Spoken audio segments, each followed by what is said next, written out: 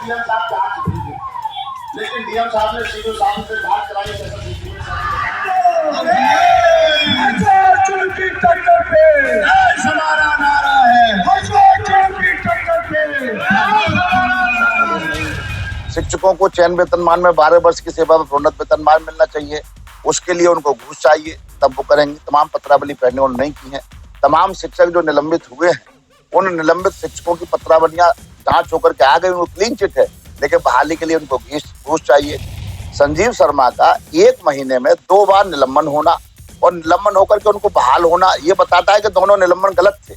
जब दोनों निलंबन गलत थे तो स्वतः चार्जशीटेड हो जाती है, थोड़ा उन पर आरोप सिद्ध होता है कि वो गलत है। तो उनकी जो कार्यप्रणाली है, विद्यालयों में जाकर के शिक्षकों के साथ अमर्यादित व्यवहार करना, तू-तड़ाक बोलना, उनको अपमानित करना, तो ये बहुत ही खराब स्टेटमेंट था। शासन को उसमें तुरंत इनको सस्पेंड कर देना चाहिए।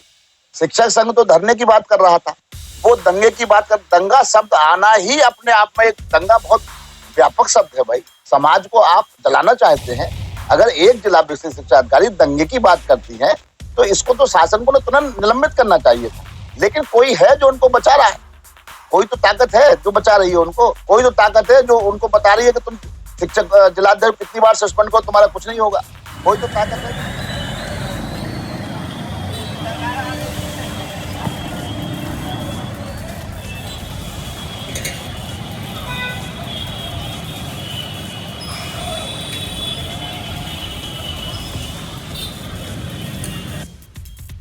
नमस्कार, आदाब। मैं कुलदीप शर्मा और आप देख रहे हैं उड़न दस्ता 24। बदायूं की बेसिक शिक्षा अधिकारी स्वाति भारती और बदायूं के प्राथमिक शिक्षक संघ के जिला अध्यक्ष संजीव शर्मा के बीच के विवाद में फिलहाल तो शिक्षकों की जीत हो गई है। बुधवार को बदायूं के मालवीय आवास पर हुए प्रदेश व्यापी शिक्षकों के धरना प्रदर्शन में प्रदेश भर से 15,000 से अधिक शिक्षकों ने पहुंचकर प्रतिभाग किया। साथ ही स्वाति भारती के विरोध में धरना भी दिया है। धरना स्थल पर एक साथ जमा हुए शिक्षकों की भीड़ को देखकर जहां प्रशासन के हाथ पांव फूल गए, तो वहीं शहर के भी हालात बेकाबू हो गए।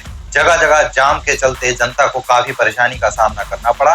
तो वहीं शिक्षकों ने मालवीय आवास पर एक साथ बुलंद आवाज में बीएसएफ स्वाति भारती के खिलाफ दंडात्मक कार्रवाई और निलंबन की कार्रवाई मांग की। हालांकि प्रशासन ने मध्यस्थता करते हुए पहले तो शिक्षकों से वार्ता की, साथ ही सिटी मजिस्ट्रेट रामजी लाल ने संजीव शर्मा को उनके बहाली का पत्र सौंप दिया, जिसके बाद शिक्षकों के बीच खुशी की लहर दौड़ गई।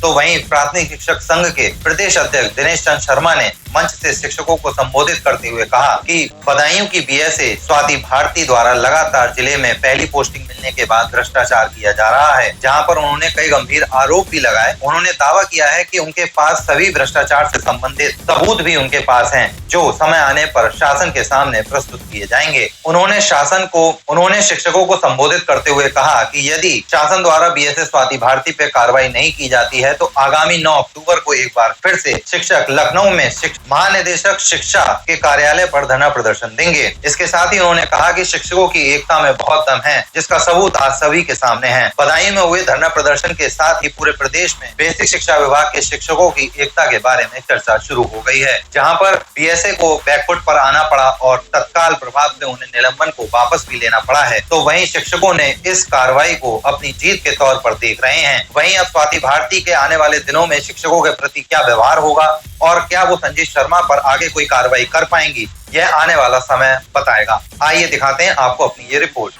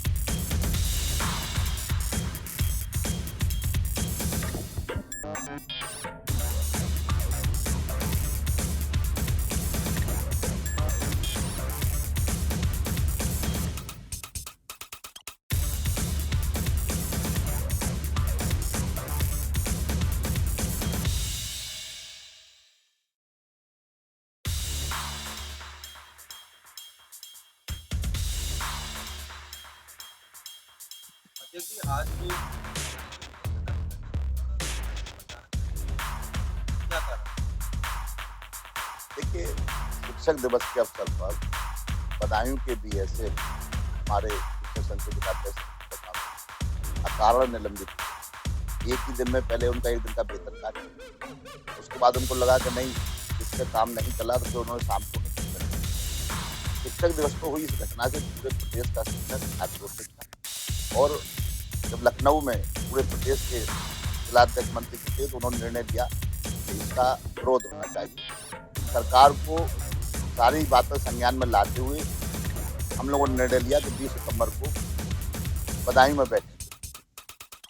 आज जब धरना था, आज हम लोग आए तो हमारी 2 मांगे थी। संजीव शर्मा का निलंबन बहाल हो और जिला बेसिक शिक्षा अधिकारी के विरुद्ध कार्रवाई हो। तो जिला बेसिक शिक्षा अधिकारी के विरुद्ध जो गंभीर अनियमितताओं के आरोप है, उनके भ्रष्टाचार के आरोप है, इसको लेकर के हमने शासन में किया था। शासन ने यहाँ के जो जिलाधिकारी बदायूं हैं उनसे आज्ञा मांगी। आज जब हम धरने पर थे, प्रदेश के कोने कोने से शिक्षक आए, भारी बारिश के बाद भी सब लोग डटे रहे।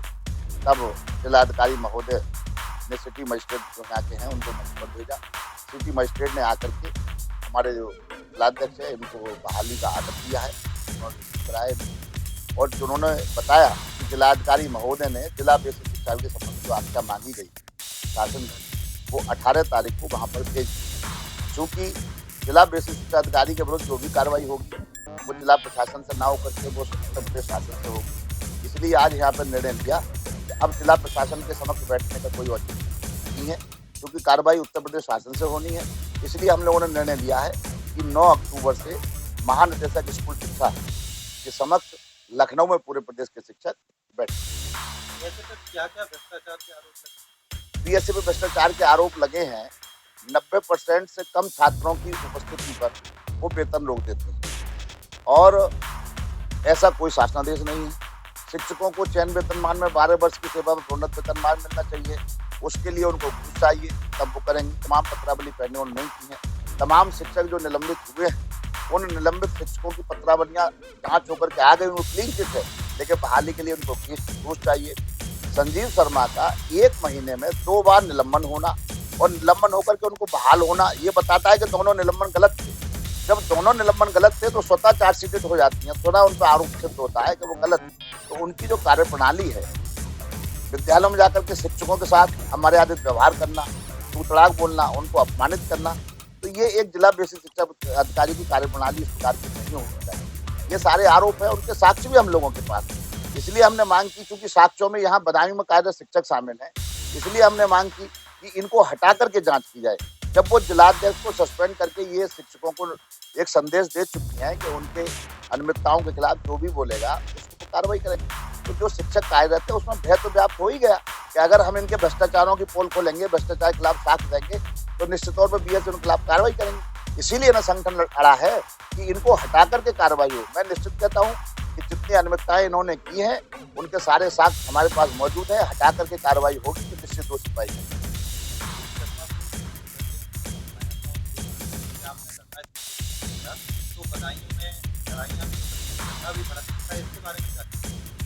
बहुत ही खराब स्टेटमेंट था। शासन को उसमें तुरंत इनको सस्पेंड कर देना चाहिए। शिक्षक संघ तो धरने की बात कर रहा था, वो दंगे की बात कर। दंगा शब्द आना ही अपने आप में, एक दंगा बहुत व्यापक शब्द है भाई। समाज को आप चलाना चाहते हैं, अगर एक जिला बेसिक शिक्षा अधिकारी दंगे की बात करती है तो इसको तो शासन को तुरंत निलंबित करना चाहिए। लेकिन कोई है जो उनको बचा रहा है, कोई तो ताकत है जो बचा रही है उनको, कोई तो ताकत है जो उनको बता रही है कि तुम शिक्षक जिलाध्यक्ष कितनी बार सस्पेंड करो, तुम्हारा कुछ नहीं होगा। कोई तो ताकत है जो करेगी 90%। अरे 90% देश की संसद में उपस्थिति नहीं रहती, विधानसभा में उपस्थिति नहीं रहती, कोई शासनादेश नहीं है। तो छात्र संख्या 90% से कम होगी तो आप उसको जो वेतन रोकेंगे, शिक्षकों के वेतन रोक करके विशुद्ध वेतन रोकिए, उसके परिवार को आप प्रताड़ित कर रहे हैं। वो कर्ज लेकर के मकान बनाया है, बच्चों को पढ़ा रहा है, वाहन लिया है, किस्तें जा रही हैं, आप उसका वेतन रोक देते हैं। वेतन रोक करके पूरा परिवार उसका जो पीड़ित हो जाता है। मतलब खराब कार्रवाई इनके द्वारा की जा रही है, दंडनीय कार्रवाई।